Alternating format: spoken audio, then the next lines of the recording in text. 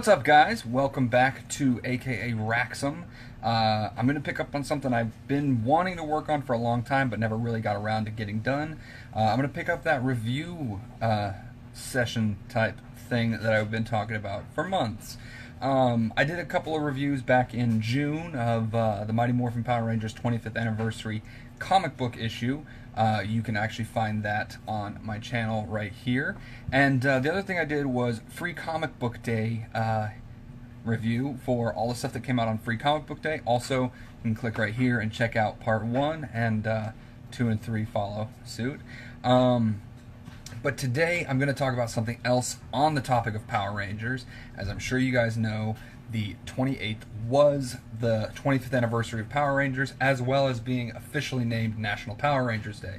So, with that came the 25th anniversary special episode, which was actually the 500th episode of Power Rangers overall, which I thought was amazing that they actually did the math on figuring that out. So, it falls in the Super Ninja Steel era, which is the 10th episode of it, which brought back a lot of familiar faces, which I absolutely loved. The overall story for that was there is a villain named Lord Dragon who is trying to shatter dimensional walls with some help from outside forces, and basically building up an army of robots that have been imbued with the power of Power Rangers. He has kidnapped a bunch of the old Rangers. We've got Rocky from Mighty Morphin. We have Tommy from, well, everything. We have Kat from Mighty Morphin,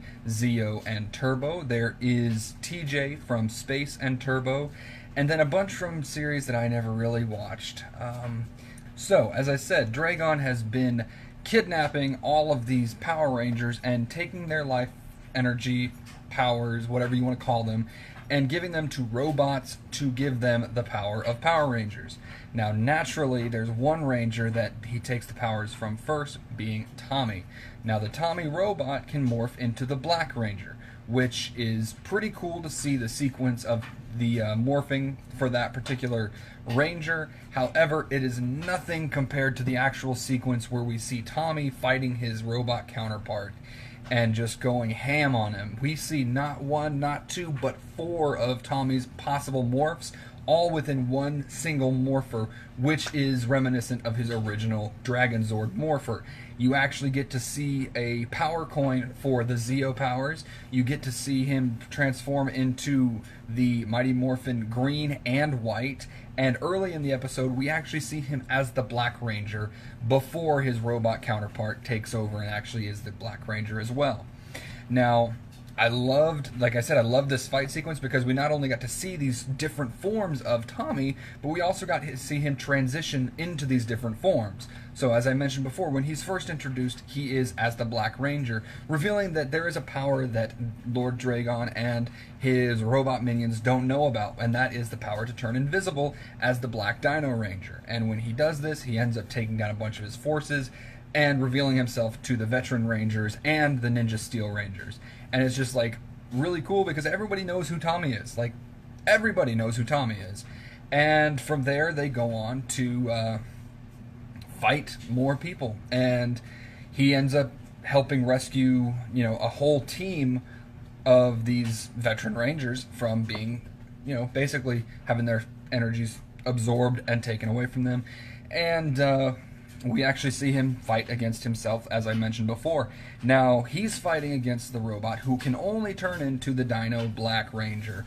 Meanwhile, he transforms into the red Zeo Ranger 5, and just starts wailing on him. And then in the middle of a fight, he transitions to the White Tiger Ranger, mid backflip, which is awesome to see. And then when he realizes, you know what, let's just go old school with it and finish this a dragon, he goes and uses his dragon powers and ends up just demolishing this robot. And then from there we go and fight Lord Dragon, prevent him from shattering the grid of the different dimensions. And I chose those words very carefully, don't get ahead of me. So in the end, big fight ends up destroying Dragon, which is everybody's super relieved about. And it was very reminiscent to me, at least. It might not have been to everybody. It was very reminiscent of the Shattered Grid storyline, just very much, you know, condensed and simplified. Instead of having all the veteran Rangers, or future Rangers from whichever perspective you're looking at, it had 10 veteran Rangers. I listed a few of them before. But I thought it was just really cool to see, you know, a condensed, on-screen, almost Shattered Grid storyline. That being said, I would love to see a Shattered Grid storyline adaptation. However, the likelihood of that is very slim to none. But, yeah, so overall, I would say that it was a very enjoyable episode. I'm also a huge Jason David Frank fan. I love seeing Tommy on screen. Also, it was really cool that they actually gave Rocky some screen time for a change. Rocky has gotten the short end of every stick, if we're being honest with ourselves. While you're pondering on that, please feel free to check out my other videos. I'm doing some playthroughs of video games right now.